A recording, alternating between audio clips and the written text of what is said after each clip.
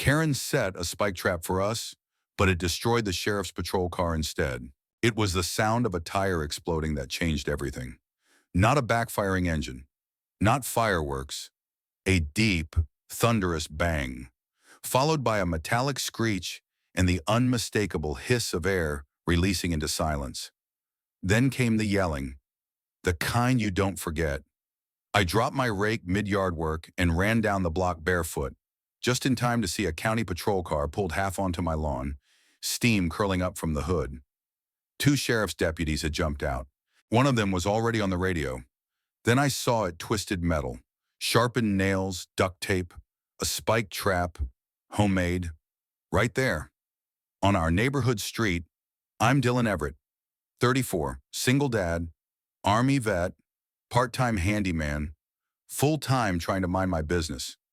I moved into Crestwood Hills for the peace, a small cul-de-sac on the east end where people waved, lawns stayed trimmed, and the loudest drama was which kid left their bike on the sidewalk.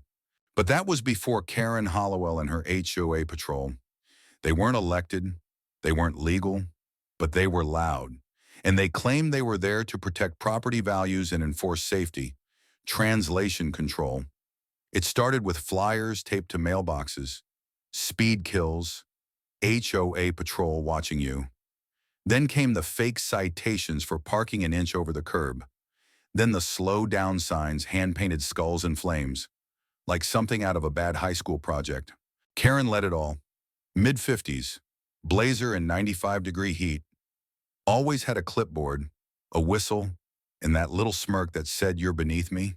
We tolerated it, rolled our eyes, until she and her crew started dropping spike strips. Yes, real spike strips, hidden under leaves. One almost caught a neighbor's Jeep. Another sliced through a FedEx tire. We tried reporting it, but without proof, the sheriff's office couldn't do much. So Karen kept going. And we kept collecting photos, videos, and rage. Then came the day she pushed it too far. It was a Friday afternoon. School had just let out. My daughter had gone inside for a snack. I was raking leaves when I saw her patrol cart, a souped-up golf cart painted black, cruise by. Two men in security vests rode with her.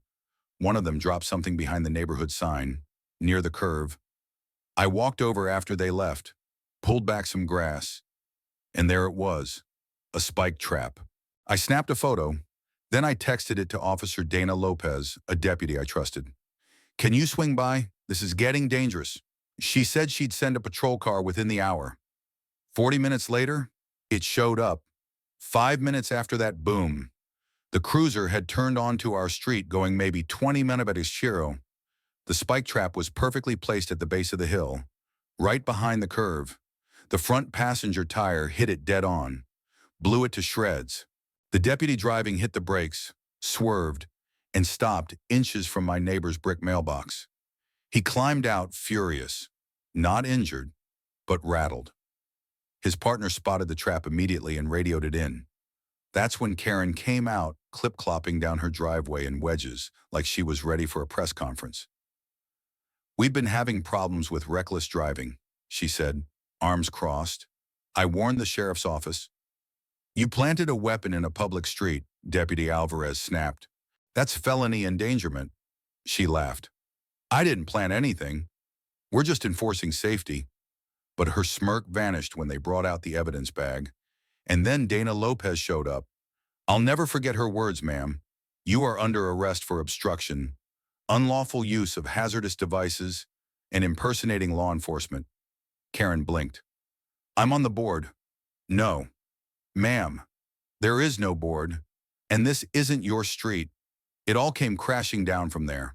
The arrest made local news. Fake HOA trap wrecks patrol car. Neighbors started sharing their stories. Photos of injuries from bike crashes, burst tires, even a jogger who had tripped on one of the devices. The sheriff's office opened a full investigation. Turned out Karen had been collecting enforcement donations from residents, almost $15,000 over 2 years. And her patrol team 1 had an open warrant for fraud. Another wasn't legally allowed to operate any kind of vehicle due to a DUI. We gathered as a neighborhood, not in anger but in resolve. We held a town meeting. voted to create a real neighborhood council with city oversight. I was nominated to help organize it. We got real speed bumps installed, worked with the sheriff's department on traffic monitoring, and set up a neighborhood watch that didn't rely on scare tactics or spike traps. Karen, she was sentenced to 6 months of house arrest, banned from participating in any civic group without court permission, and required to pay restitution to the city for the damage to the cruiser. Her patrol cart was impounded. Her house, once trimmed to perfection, now had overgrown hedges and an auction pending sign. Now, when people walk past the curve where the cruiser hit the trap, they pause. Some shake their heads. Others take a moment to admire the small plaque we installed. This street belongs to the people, not pretend power. Power isn't about control, it's about responsibility. And when people try to take that power by fear, eventually they trip on their own traps. The end. Resermon.